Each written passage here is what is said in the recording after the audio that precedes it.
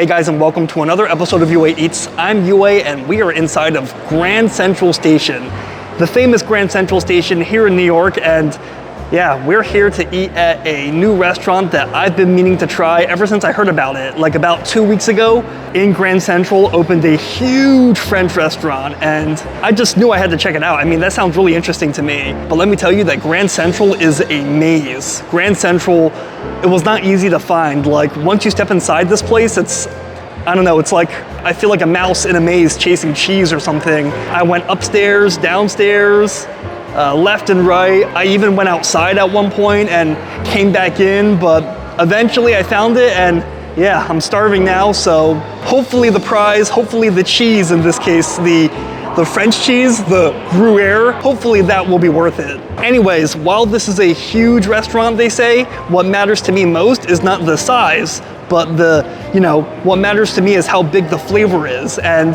yeah, I gotta say, one reason for me wanting to eat here is that their lunch special looks pretty reasonable. You get 3 courses for 35 bucks. Now that's pretty good in New York, pretty much anywhere in New York at this point. And then, they have their full menu, it looks like. They have all sorts of French staples. Steak, of course, you guys know how much I love me a good steak. So yeah, let's take a look at this place. Let's see if it's all it's cracked up to be or if it's just a big restaurant and, just a gimmick. So let's check it out.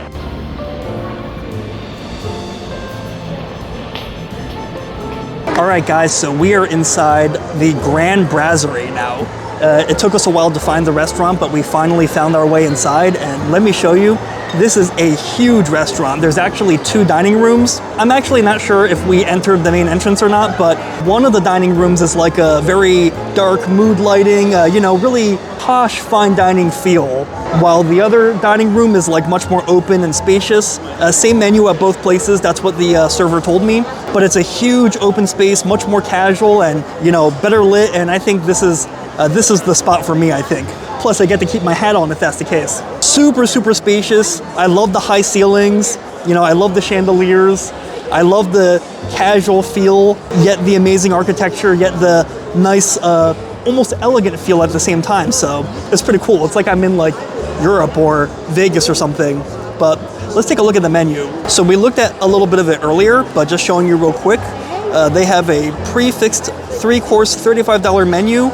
And this is from breakfast all the way until 3 p.m. So this is looking pretty interesting. So for 3 courses, they have salads, they have French onion soup, or I guess in a French restaurant, it would just be onion soup, not French onion soup, right? In America, we wouldn't call a burger an American burger, right? It would just be a burger. But yeah, this is all looking pretty good, and it's a shame that I can't eat shellfish anymore. So no oysters, no crab, but let's go with the French onion soup, why don't we? Or onion soup, my mistake. And then they got quiches, omelets, seafood and things like that. And, well, they have a burger, French dip.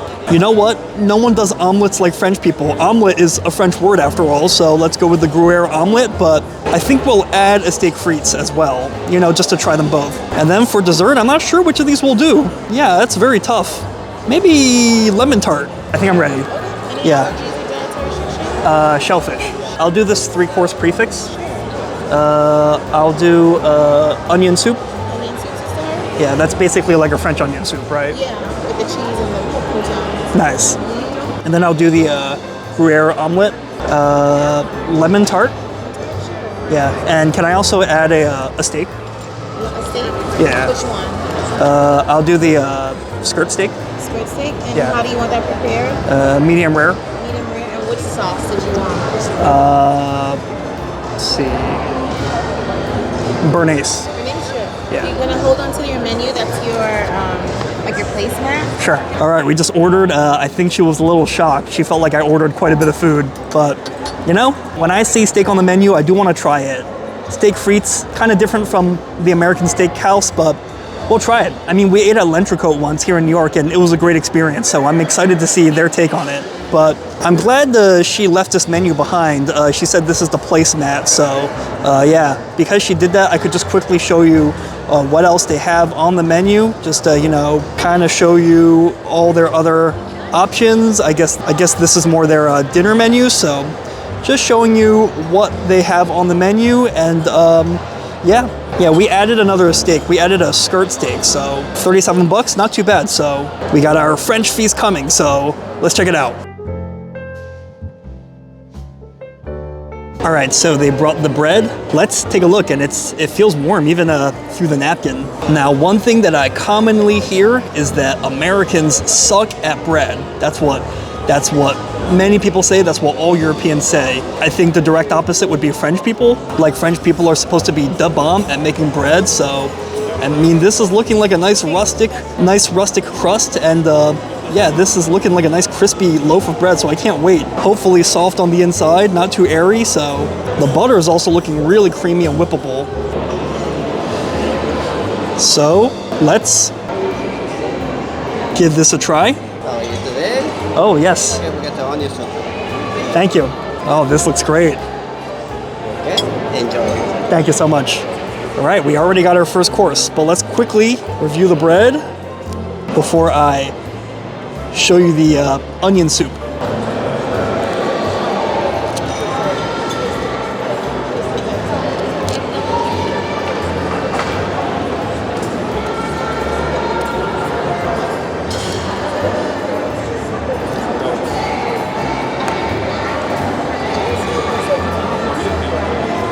The bread is actually extremely hard and extremely chewy. Like, let me try to show you. If I try to rip it apart, yeah, look. Just look at how hard this bread is. Look at me twisting it. Look, oh man, it's like it's almost hard as a rock in some places. So I'm sorry, this butter might be nice and creamy and spreadable, and the bread may look nice, but unfortunately, it's the taste and the texture that matters, and it is way too hard and not fluffy at all. Like, I was even worried it was gonna be too fluffy and too airy, but no, look, the bottom is just so hard and not pliable at all, so not great. It's okay, we can save our appetite, but check out this onion soup. Oh my goodness. Now, this is a killer onion soup if I ever saw one, and yeah, this might quickly redeem the whole bread experience, which is just a free app anyways. Nice and charred on top, slightly burnt cheese and melted. Can't wait for this. And hopefully those onions are nice and sweet. So, ooh, there's even cheese runoff coating the cup or the bowl. That's kind of nice. Let's try some of the, I was gonna try the soup without the cheese, but it doesn't look like it's gonna happen. So let's just dive right in. Ooh, look at those caramelized onions. All right, let's just try one of these, let's just try a delicious cheesy, oniony, savory bite. Ooh. Wow, I like burned myself, it's too hot.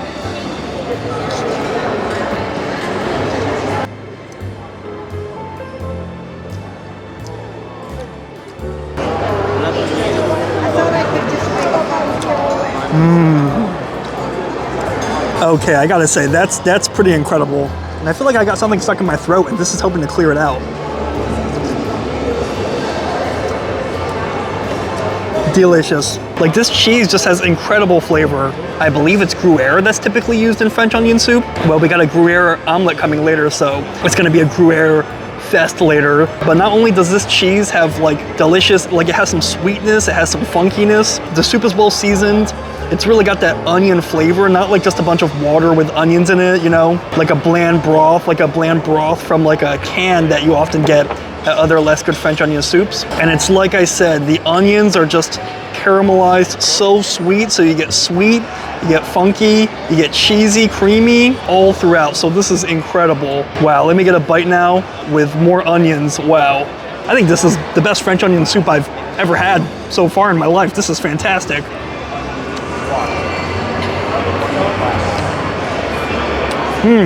Redeem the bread, for sure. All right, we'll eat more of this while we wait for the rest of our many courses.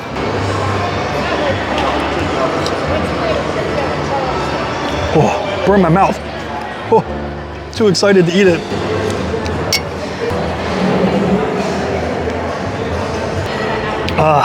Look at that. We completely cleaned that out. That's how much I like this French onion soup. Wow, I'm gonna be thinking about this for a while. On to the next course. What place are for you? Huh? What place? Yeah. Okay. I'll take home whatever I can't finish. Okay, this is a skirt. This That is omelette. Okay. Béarnaise sauce. Thank you. And also you got the fries with ketchup. Okay. Okay. Enjoy, sir. Thank you, sir. Everyone is so amazed. Like, everyone's like, wait, all this food is for you? Is someone else here? And I have to clarify, yep, it's just me. So, but you know, I order more food for you guys just so we can review more stuff. But this food is looking pretty good, guys, if I do say so myself. This is the skirt steak, and even though skirt steak is not typically a large cut, yeah, I guess this is about as large as I was expecting for about 30 or so bucks. Can't really expect too much. I guess it's okay. Looks like it's got some good sear on it though, and skirt steak used to be like a hidden secret, but over the years, the secret's gotten out, and now a lot of people think that it's a pretty good cut. Not just underrated, a lot of people think it's a good cut. So skirt steak has gotten way more expensive over the years. Fries, of course, to make it, you know, steak frites, not just steak. Béarnaise sauce. And this is our omelette. You know, if there's one thing the French are going to be good at, it's making omelets. And they say that in culinary school, the first thing that they teach you is how to make a good omelet. They make sure you master this because it seems simple, but you know, eggs are just so malleable and so many ways to cook eggs and to make them awesome or to screw them up that, you know, a good omelet, a thing of beauty. So definitely excited for this. This looks definitely fluffier and softer than the American style omelet, the omelets that I make at home, which tend to be the more overcooked American kind that are just flipped, you know, like a pancake, which I still enjoy them, but this one is looking fantastic. So can't wait to try all this. Let's go with the steak first though. Ooh, and it seems tender, look at that. Knife cuts well too. I know I've said this many times, but I feel like this is kind of like the knife that Arya used to kill the Night King. Doesn't it kind of look like it? Like it looks like that that Valyrian steel dagger, you know. Anyways, looks well cooked to me. I think that's a solid medium rare. Let me know what you guys think.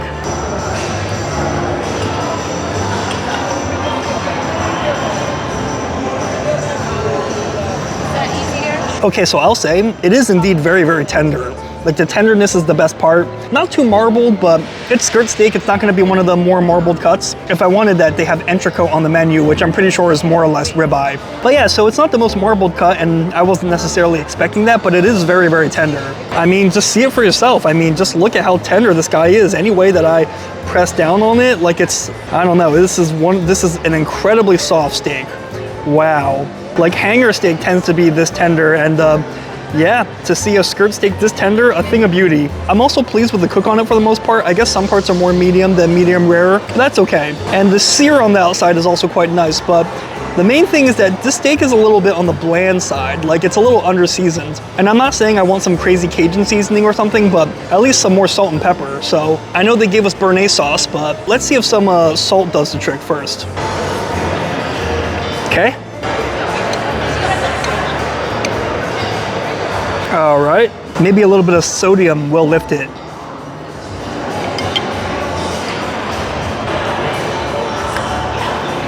It helps, but just a bit. I think this guy doesn't just need more salt, it needs salt and pepper.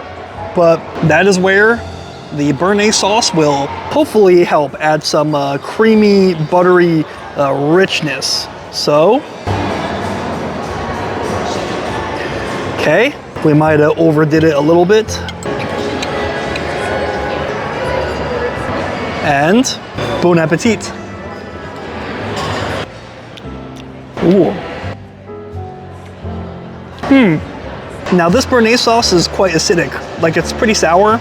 It's rich though, like it has like a nice buttery flavor, but I kind of wish it were a little bit more heavy, a little bit more rich, a little bit more creamy. Like it's a little bit too sour for me. Like I think it could be less acidic and a little bit, you know, more buttery, more rich. And in this case, it doesn't quite lift the steak enough. Like it doesn't really pair with the steak. It kind of just tastes like I'm eating a steak and Béarnaise sauce and then put together as opposed to like a cohesive piece. So yeah, the steak, it's tender, but it's not one of the best I've had. Now let's try some of the fries. Oops, we lost one. A moment of silence for the fallen fry. All right, moment over. It's Friday now. Actually, it's not Friday, it's Tuesday.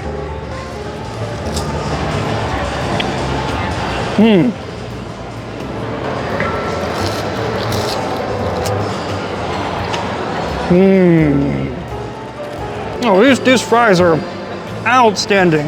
Out of this world, those fries. They're definitely not just being cooked in regular oil, they're being cooked in something else, some sort of animal fat. Either pork lard or either beef taro, but whatever they're cooking these fries in, it just makes them more nutty, more delicious, more savory almost. Like the oil that you cook fries in makes a big difference, and in this case, these are fantastic fries. And they're not overcooked either. They've got the perfect, you know, powdery consistency. The steak may have been a slight letdown, but the frites are awesome.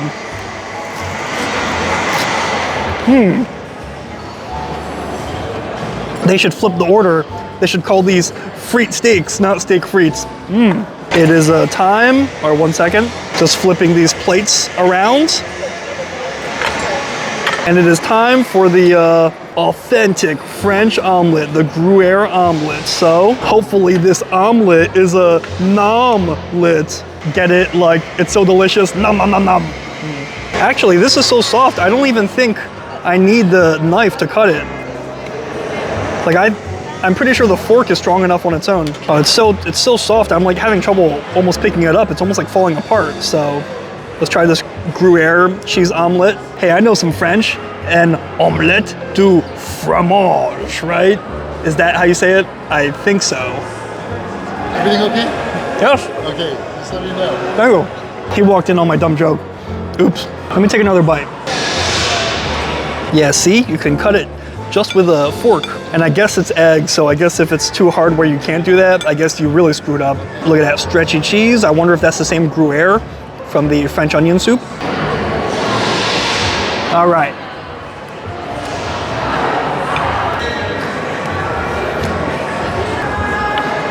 It's okay. I would say this is not my favorite either. I mean, maybe, I'll admit, I haven't had many super authentic French omelets, so maybe it's just not my style, but I do have some small gripes with it. First, I'll talk about what I like. I mean, the egg is just as soft and pillowy and so cushiony as it looks. I mean, the outside is just incredibly soft. Like whenever I make scrambled eggs, it's either too hard or it's too soft. You know, for me, it's like I tend to have one extreme or the other. To get it to be this soft, you know, without being like squishy, I just think that's pretty incredible. So they know what they're doing there. For me though, to be honest, the inside is kind of wet. Like, no, I know there's cheese on the inside. I know it's supposed to be like a cheesy omelet, but no, the inside is like wet. It's not even like it's like creamy or cheesy. It's like wet on the inside. Almost like, you know how my steak was medium rare? Almost like this is like a medium rare omelet. So I don't know, that's not really my kind of thing. So, I mean, the outside tastes nice and the cheese does taste good, but the inside is just wet, and with the outside being not exactly super dry, if that makes sense, it doesn't really super go well for me. But we'll munch on some fries and steak while we wait for the dessert and the final course. So we got our last course, and it's looking pretty magnificent if you ask me. Now this is their lemon tart, and I was expecting a tart to be like a, you know, like a little thing, and you know, I was expecting it to be much smaller, but this looks fantastic. It's a big portion and it looks delicious. Hopefully it doesn't fall over. It looks like the cream is starting to lose its integrity a little bit there, so let's just dig right in. I guess I'll just break off a piece like this. Ooh, shoot, I wish they gave me a knife. Oops, I did my best. It didn't completely collapse, but it kind of imploded on itself, so. All right, this is looking deliciously flaky and delicious, almost like a baklava, so let's try this. Oh, it's too big, I can't fit the whole thing in my mouth. All right, that might be a little more manageable.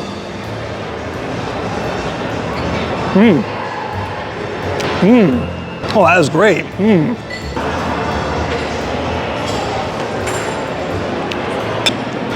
Wow, that is incredible. Ooh, it's got that fresh lemon flavor. It's got crunch, it's got creaminess.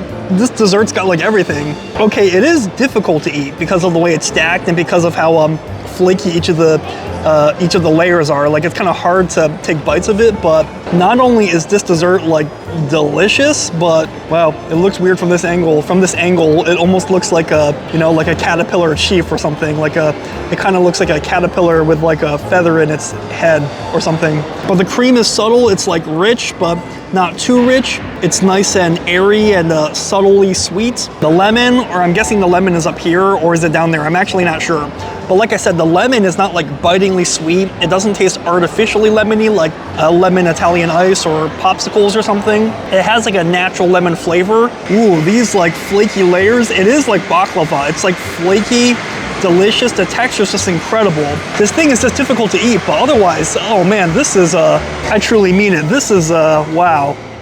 This is a really unique dessert, and I'm gonna be thinking about this dessert for a while. I think this is the best lemon themed or flavored dessert I might have ever had, besides maybe like a key lime pie, which is sort of similar flavor profile, right? This is hard to make like bite-sized pieces. How you like it? Very, very. This is delicious. Very, How very. you like it? It is delicious. Oh, that guy's got good taste. This is so good. I'm gonna share final thoughts out in Grand Central, so stay tuned. All right, guys, so we just left the Grand Brasserie, and yeah, I think overall I had a pretty good experience. There were some things that I liked more than others. By the way, I don't really have many hands full. They gave me 2 boxes, but they only have these smaller bags left, so I can't really hold it vertically. I have to hold it, you know, one on top of the other. I can't really hold it by the straps. But yeah, I thought for the most part, I generally enjoyed most things I ate. Some things, you know, were not so great, but the things that I liked, I really, really liked. Like, obviously, you guys remember that dessert was incredible. That was like almost like a life-changing dessert. Definitely the best lemon flavored dessert I've ever had, for sure. And that French onion soup, I demolished that French onion soup. That was also, up till this point, that was the best French onion soup I've ever had. And yeah, you know, hopefully someday I'll be able to go to France. I've never been to France before. Hopefully I'll be able to go to France someday and have the real thing in Paris. But other than those 2 things, which were like incredible, I thought that the other 2 things, the omelet and the steak frites, well, the fries were good, but otherwise those 2 items I thought were like a little bit, you know, those things were not really my cup of tea personally. But yeah, I mean, this restaurant, you know, kind of up and down. You know, there was great and there was less good, but yeah, I think it's definitely worth trying.